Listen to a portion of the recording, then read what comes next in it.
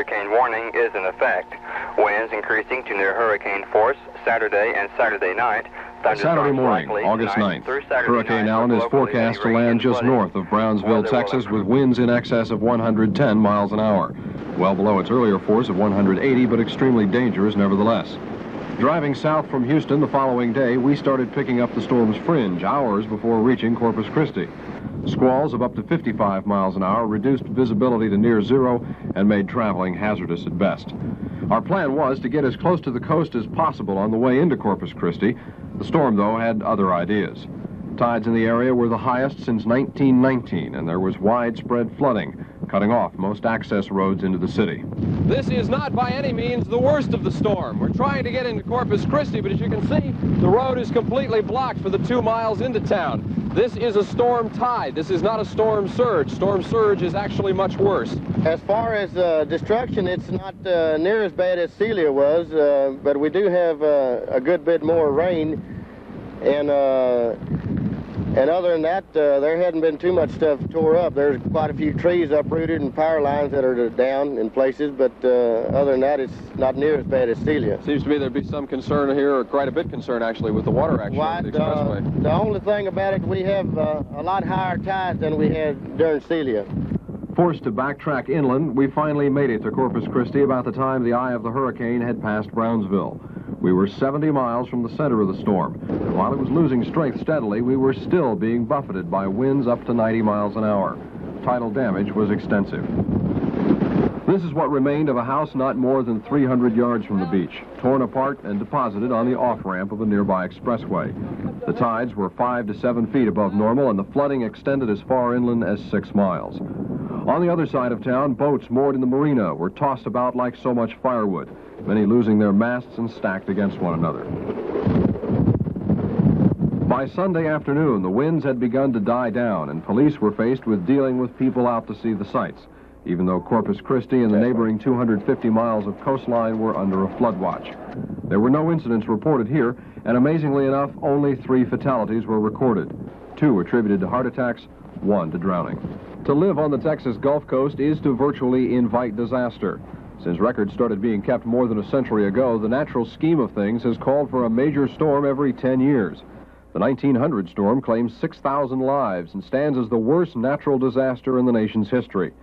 3 other major storms did hundreds of millions of dollars worth of damage over the years, killed several hundred people, and drove tides inland as high as 22 feet. In addition, there have been nearly 25 lesser storms through the area since 1900. Allen was the second strongest hurricane to ever sweep the hemisphere, and people along the coast acted accordingly. Perhaps one of the best examples of preparation before the storm was on Galveston Island. Fully 40% of the population was evacuated nearly 48 hours before the first effects of the storm were ever felt.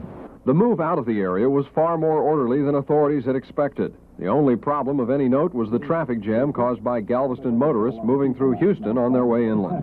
You should have seen the North Freeway last night. About 8:30, I came off of 525 there by Aldine and went out on the North Freeway, and it was packed. It was bumper to bumper. By Saturday, August 9th, Galveston was a ghost town, shuttered and ready. We've had exposure to storms all the way back to the famous one, I guess, would be Carla, as far as our time is concerned. And from that, we've had years of preparing and developing plans for evacuation, and because of our location, we are vulnerable to this type of activity or elements. And we have had numerous occasions to implement plans. And from this, we've developed plans for alternate routes of evacuation, which came into play in this particular hurricane. 40-mile-an-hour squalls and higher tides were already raking the shoreline, with the main part of the storm still more than 250 miles away.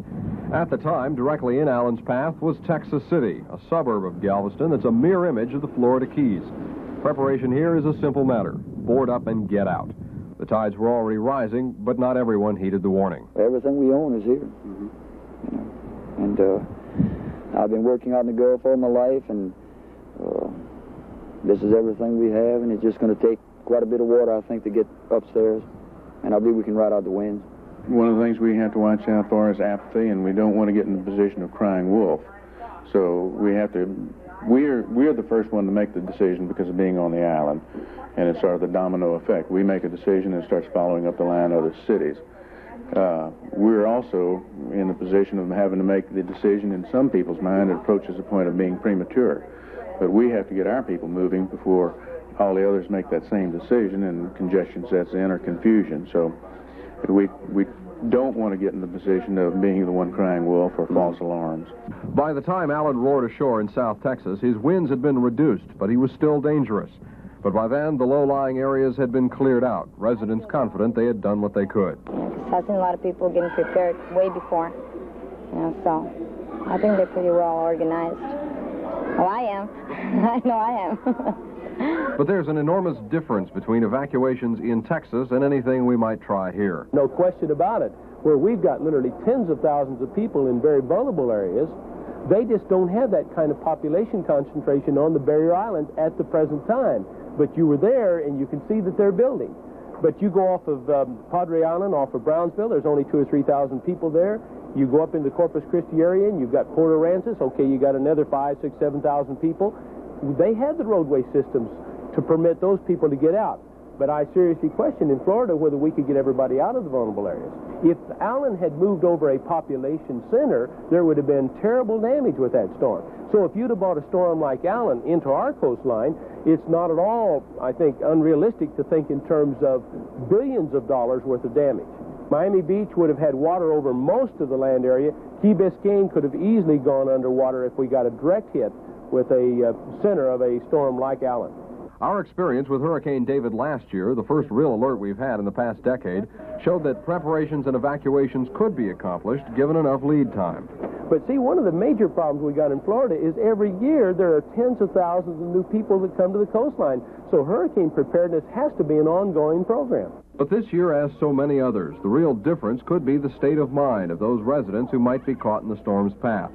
South Floridians, for the most part, continue to be somewhat lackadaisical about the potential of a storm the size of Allen. Do you think you'd evacuate further inland? No, I would not. Why not? I don't know. I've been through a lot of hurricanes, and I feel that I'm prepared if one was to hit. I would just board up and do what I had to do. As far as evacuating, no, we wouldn't. Because we've been through the 26th storm and a lot of others. Normally I would not evacuate, but I think if there was a danger of heavy flooding, I would, because flooding is the only thing that really scares me about a hurricane. I rode Celia out at home. I didn't go to no shelter. And I thought roofs flying off of houses, you know, it's only shown like on TV or something. But I don't know. I think mostly the majority of people around the coastal bend, they hear about a hurricane, they start getting ready for it. They all know what the dangers are involved. I find that it's very difficult for me to profit by the experiences of others. I carry scars in my life that are there because I didn't pay any attention to my father. If I'd have paid attention to them, I wouldn't have had to go through that same thing. Unfortunately, I fear that may be exactly the scenario that we're going to have to see. Someday we're going to have a major hurricane hit one of these population centers. The damage and the deaths is going to be awesome. Then we will see the need to go ahead and initiate some kind of better preparedness program.